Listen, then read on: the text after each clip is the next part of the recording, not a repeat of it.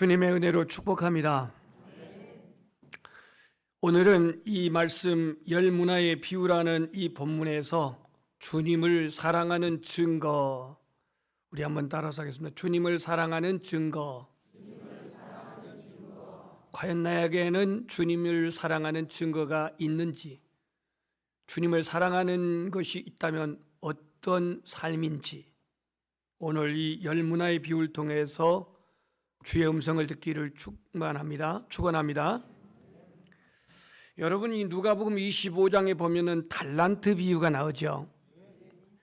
분명한 것은 달란트 비유와 본문에 나와 있는 열문화의 비유는 다른 내용입니다. 다른 목적을 가지고 썼다라는 겁니다. 차이점이 있다는 얘기예요.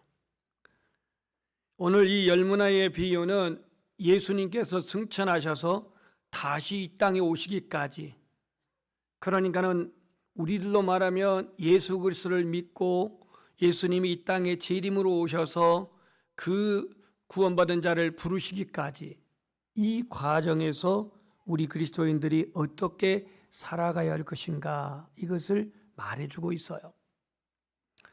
달란트 비유는 5달란트, 2달란트, 1달란트 각각 다르게 맡겼지만, 이 문화의 비유에서는 10명의 종들이 다 동일하게 한 문화씩 받았다라고 하는 차이점이 있어요. 달란트 비유에서 5달란트, 2달란트, 1달란트는 사명의 무게가 각각 다르다는 것을 의미합니다. 그러나 오늘 이 본문에 나와 있는 열문화의 비유에서 이 열문화는 모든 사람에게 차별 없이, 모든 사람에게 어떠한 그 비교되지 않게 동일하게 한 문화를 맡겼다라고 하는데, 도대체 이 문화는 무엇을 의미할까? 이 한 문화는 노동자의 3개월 임금에 해당되는 품삯이라고 합니다. 그럼 여러분들 일반 노동자가 계산하기 편하게 일당 10만 원을 받았다 치면은 한 달에 300만 원을 받는다고 치고 3개월이면 900만 원 정도 됩니다. 그러니까 많지 않는 돈이에요. 오늘 주님이 내가 돌아올 때까지 장사하라라고 13절에 말한 걸 볼 때에 900만 원 갖고 뭘 장사하겠습니까?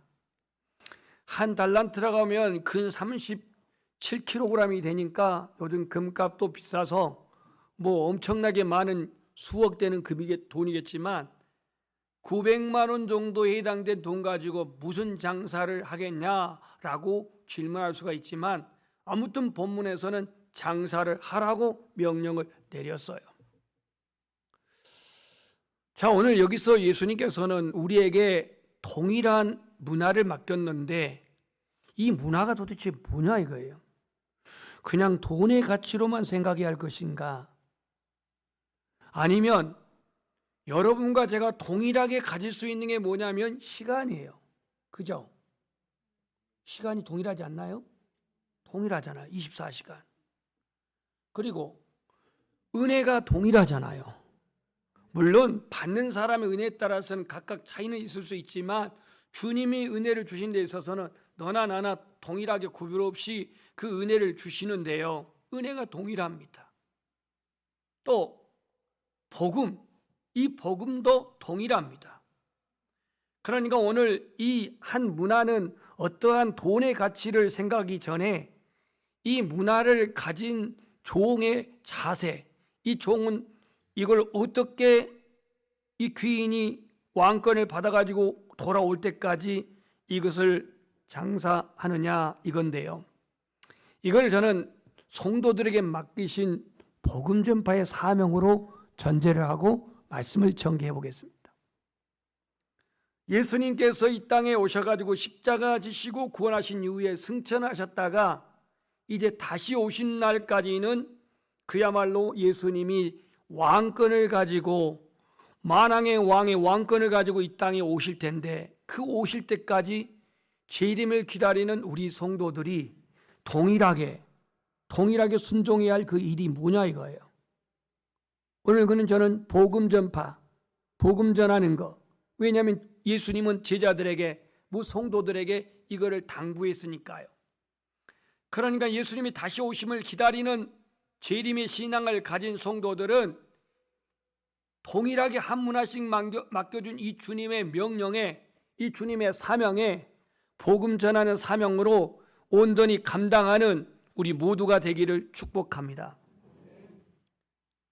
자, 그런데 오늘 예수님이 이 비유를 말씀을 하실 때에 거기에 듣고 있는 사람들 중에서 이런 생각을 한 사람들이 있었습니다.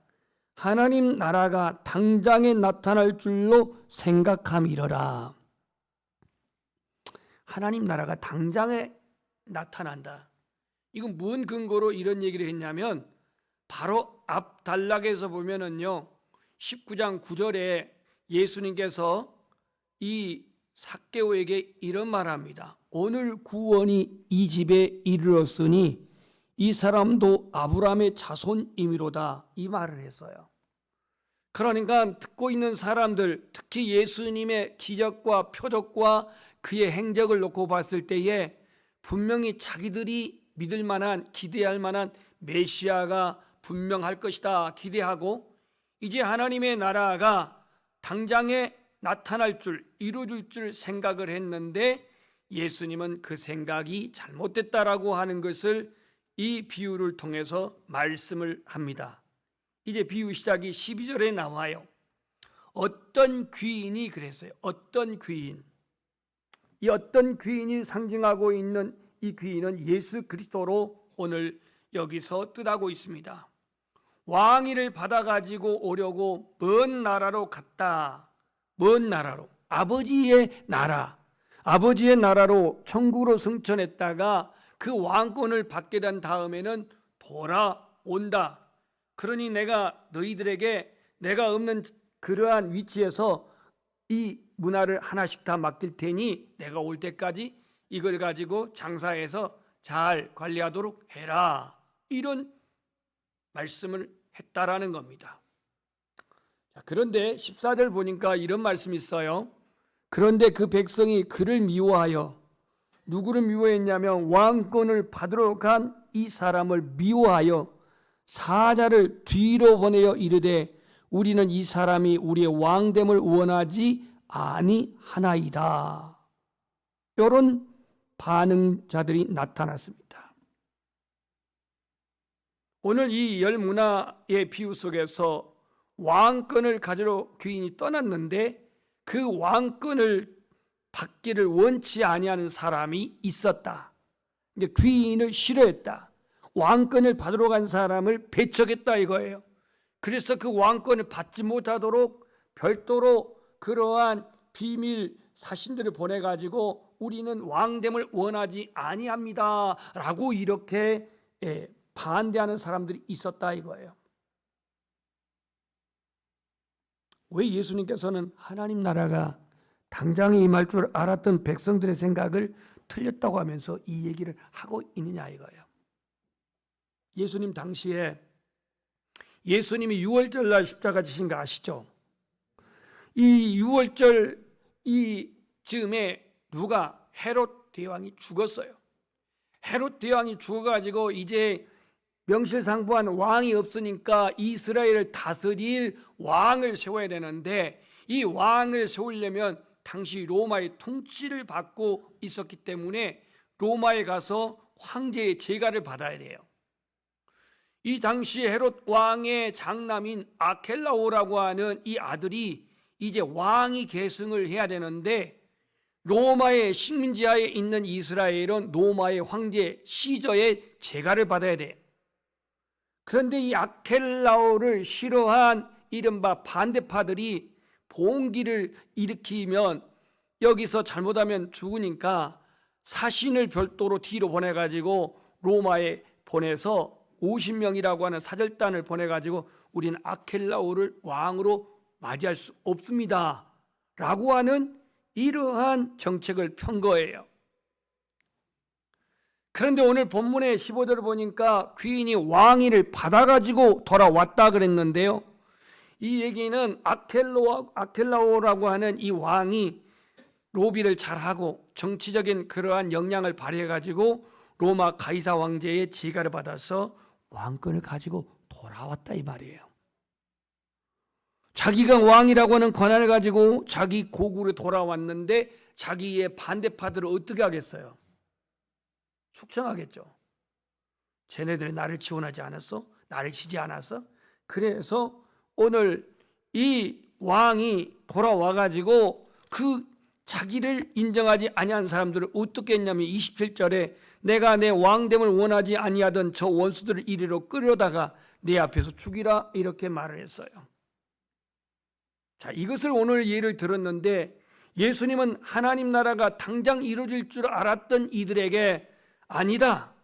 하나님 나라는 너희들이 말한 정치적인 힘과 그러한 권력으로 지배한 나라가 아니야. 내가 이제 왕권을 받아가지고 돌아올 때가 될 텐데 마치 아켈라오가 왕이 되려고 했지만 반대파가 있었던 것처럼 예수님께서도 메시아로서 그가 왕이 되고 그러한 하나님의 만왕의 왕으로 오는데 그를 불신하고 배척하고 십자가에 내몰았던 바리새인들, 사두개인들, 제사장들이 있지 않았습니까? 이를 통해서 오늘 주님은 일깨워주고 있습니다. 그래서 귀인이 왕권을 가지고 돌아왔을 때에 무슨 일을 하게 되냐면 종들을 다시 소환시킵니다. 뭐라고 말한지 15절 보겠습니다. 귀인이 왕위를 받아가지고 돌아와서 은하를 준 종들이 각각 어떻게 장사했는지를 알고자 하여 그들을 부르니. 여러분, 예수님이요 다시 오셔서 우리 믿음의 사람들을 불렀을 때에 분명히 주님께서는 너희들이 어떻게 살았는지, 사명을 어떻게 감당하고 살았는지, 어떻게 하나님의 나라를 세우며 살았는지 이렇게 부를 날이 온다라는 거예요. 자, 오늘 주님이 돌아와서 재림하여서 그 장사하는 종들, 사명을 감당하는 종들을 불러가지고 첫 번째가 와서 말합니다. 주인이여, 당신은 한 문화로 열 문화를 남겼나이다. 이거 잘했어요, 못했어요? 아주 잘했어요. 그냥 잘한 게 아니라 아주 잘했어요.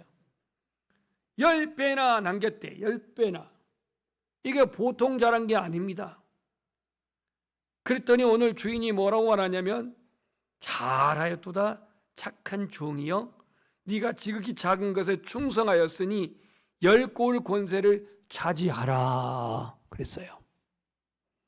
여러분이요 나중에 하나님 앞에 섰을 때에 잘했도다 착한 종이여 그렇게 인정을 받고 그렇게 칭찬을 받고 그렇게 주님의 상을 받기를 축복합니다. 상은 아무나 준다면 그게 상입니까?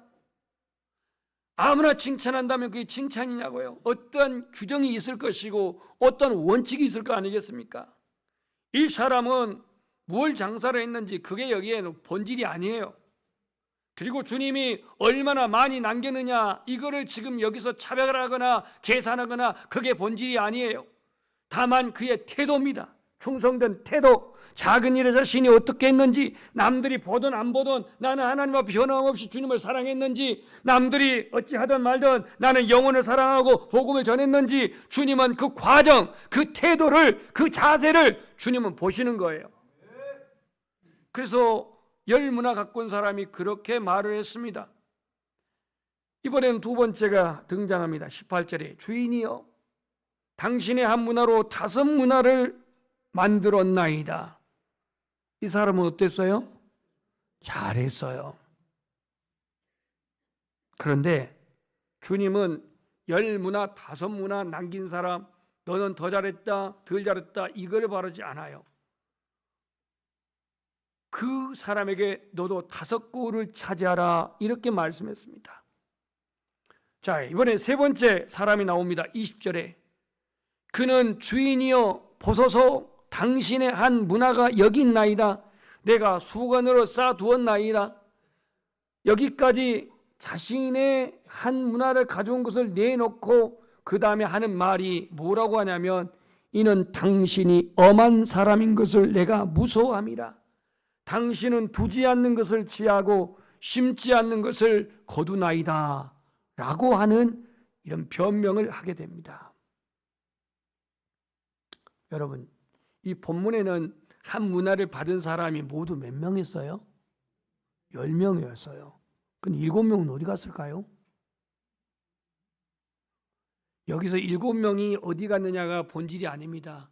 한 문화를 동일하게 받았는데 그 동일하게 받은 사람 중에 3부류의 유형이 나타났는데 10문화 남긴 사람, 5문화 남긴 사람, 아예 있는 것 그대로 갖고 온 사람, 이 3부류의 사람으로 나온 거예요.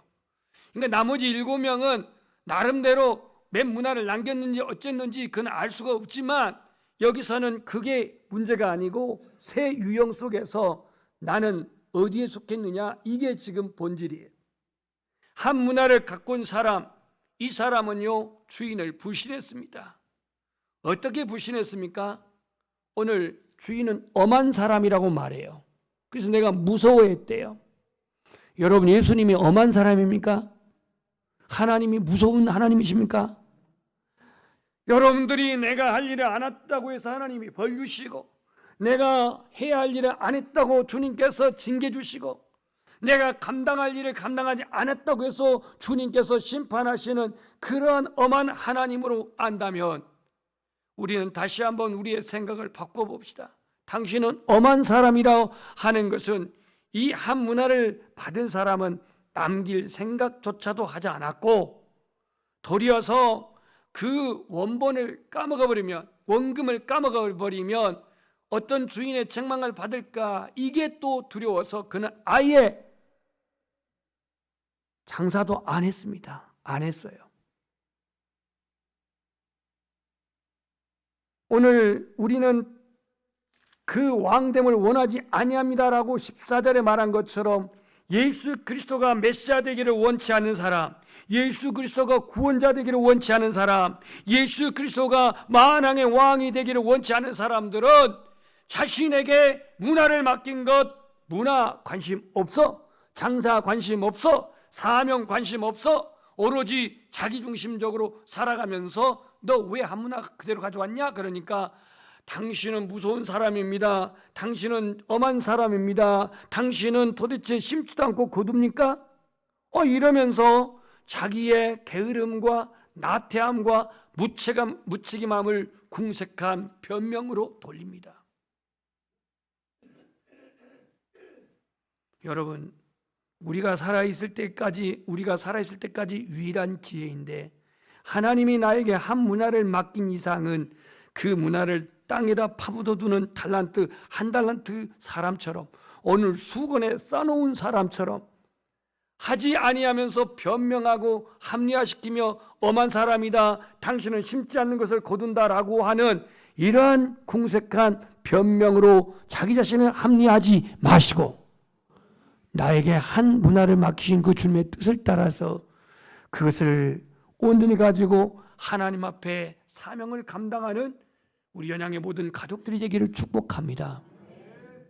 오늘 한 문화를 가져온 사람에게 주님은 이런 말을 합니다. 22절에 악한 종아, 내가 네 말로 너를 심판하겠다.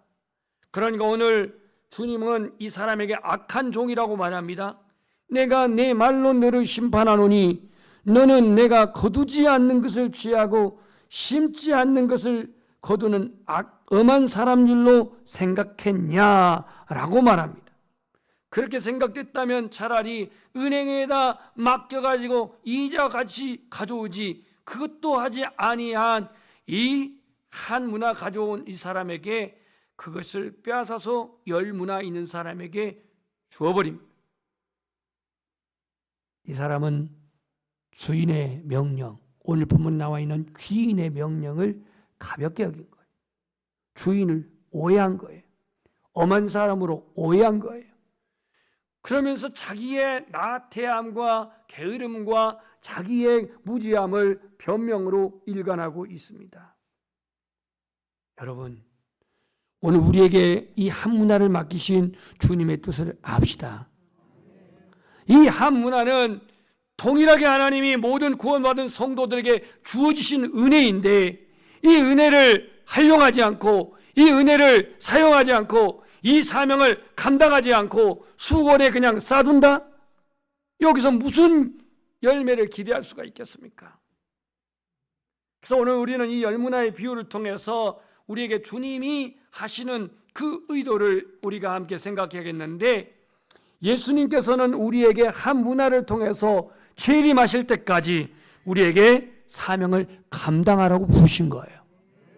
그래서 이 복음 전파의 사명은 언제나 명령형이었어요. 명령형. 마태복음 28장 19절에도 너희는 가서 모든 민족으로 제자를 삼아라. 마가복음 16장 15절에 온 천하를 다니며 만민에게 복음을 전파하라. 디모데후서 4장 3절에는 너는 말씀을 전파하라. 때려 얻든지 못 얻든지 항상 임쓰라. 로마서 1장 6절에는 내가 복음을 부끄러워하지 아니하노니 이 복음은 모든 믿는 자에게 구원을 주시는 하나님의 능력이라. 다 명령형으로 되어 있어요. 명령. 우리는 하나님의 은혜와 사랑으로 부르심받은 하나님의 자녀입니다. 우리가 정말로 하나님께서도 말씀했지만 예수님께서도 말씀했지만 그 계명 중에서 가장 큰 계명이 여러분 무슨 계명이라고 그랬어요? 그거는 두 번째고, 너희는 마음을 다하고 뜻을 다하고 힘을 다하여 주 너희 하나님을 사랑하라. 이것이 첫째 된 큰 계명이고 그 다음에 내 이웃을 몸과 같이 사랑하라 그랬잖아요. 그렇다면 한번 질문해 보겠습니다. 여러분은 하나님을 사랑합니까? 조금 이제 제가 질문의 난이도를 좀 올려볼게요. 요한일서에 보면은요, 보이는 바 형제를 사랑하지 않고 보이지 않는 바 하나님을 사랑할 수 없다고 그랬어요. 그러면 옆에 있는 분은 남편이니까, 아내이니까, 자녀이니까 사랑한다지만 세상에 있는 영혼 이웃은 과연 나는 사랑하고 있냐 이거예요. 사랑은 관심에서 시작된대요. 관심. 제가 여러분 자녀들의 이름을 부르고 기도하거나 또 여러분의 자녀의 손주까지 제가 이름 부르면 나 이거 목사님이 관심 있구나. 좋아하시죠? 예. 이제 또 손주가 생길 모양이네. 예. 좋아하거든요. 관심이 있으니까. 그렇다면 오늘 우리가 하나님을 사랑한다고는 아멘은 크게 했는데 내가 하나님을 사랑하는 흔적이 뭐냐 이거예요. 증거가 뭐냐 이거예요.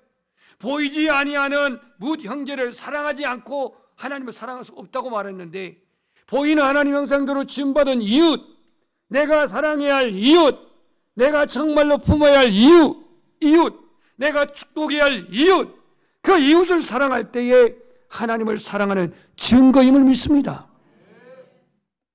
이 복음을 전하는 지상 명령에 나는 어떻게 반응하고 있느냐? 다시 말해서 관심이 있느냐? 이웃에 대한 관심이 있느냐?